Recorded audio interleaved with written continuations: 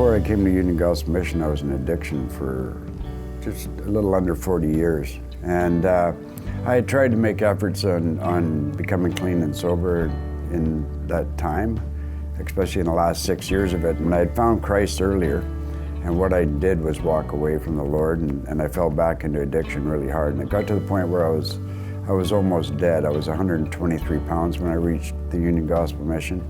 I found out about him going for a bread line to get some bread one day to eat.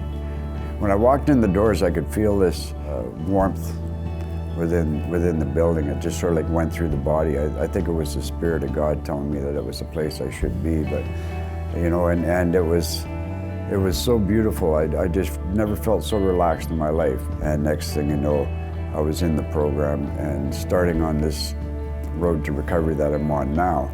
And the love in the building alone was enough to keep me there. There was times when I felt like leaving because it's kind of hard at first when you're coming out of addictions. And they also have clean and sober housing, which helped me out a lot too. That's all part and parcel of their program. And that helped me get a balance back in my life, helped me to get stability in my recovery. And a lot of places don't do that. A lot of them they'll take you in for the program. As soon as you're 30 days or 60 days, then you're gone. There is no staying any longer. You've got to be set up before you go, and UGM doesn't do that. The Union Gospel Mission changed my life dramatically right off the bat. I managed to finish the program, and then afterwards I just took a year off of doing any work. I wanted to get grounded in what I needed to do to stay in recovery, to keep my life from going back to drugs and alcohol. So I started to volunteer at UGM itself and at my church here at Coastal Church. And I spent a lot of time serving God in that respect. I have a ministry of over 500 people all over the world that I send poems and devotionals to 3 days a week.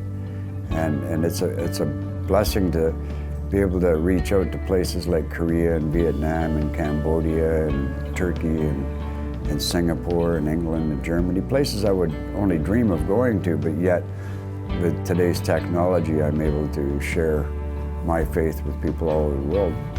And then I was blessed to publish one book called Loving Blessings from God with a friend of mine, Alan Chu, and through that book we were able to raise $12,000 to split between the Union Gospel Mission and another ministry that Alan was involved with.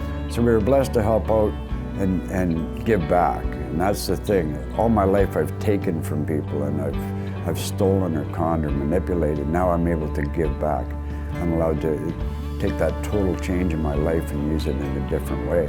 My ministry doesn't just go through the poetry too. I'm an outreach worker at the Union Gospel Mission now. And that's a blessing to be taken out of one area of life and brought back into it in a different capacity where I can actually now help other people come out of addiction as well. I can see a lot of me in the people that I'm working with, but even though they handle it differently, I'm able to be there for them and pray with them or talk to them or give them that glimmer of hope that we give at UGM to people. Within the last 2 years, I've graduated high school by doing a GED at the Union Gospel Mission through their education section they have there. And now I'm attending college to start off a Bachelor of Arts major in religion and pastoral leadership.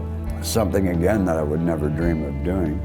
I just figured my life was the way it was. It was handed to me and I wasn't going to get education. But here I am at 55 years old going to school. So that in itself is amazing, but the bonus, the top, the biggest one is my wife. I'm blessed to be married to a beautiful, God-fearing woman that loves to serve the Lord and is definitely a helper, as it's stated in the Bible, somebody to stand beside me and me with her too. Well, I've got 3 daughters from 2 different marriages. My 2 oldest daughters I hadn't seen for 28 years, and they got adopted out. And for years, that was one of the things that held me back. But when I got in the mission, I prayed, and miraculously, God brought them back. And then my youngest daughter, we've always been kind of in contact, but through the addictions, I didn't want to be anywhere near showing her what it was all about.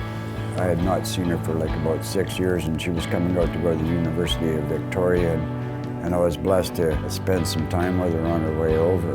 And she's an amazing young girl. She's totally the opposite of what you would expect with the genetics of having an alcoholic and a drug addict father. But she's an inspiration to me. I think that's the reason why I went back to school, is seeing how she just fervently goes at it, right? If there was something that I would like to say to a donor right now, it would probably be thank you for saving my life. I've tried so many other places and it just didn't work. Without UGM being there, I don't think I'd be alive to do this film today. I probably would be dead right now. So I'd like to say to all the donors, God bless you for opening up your hearts, because that's where it all is. If you have a heart, the heart will help other people.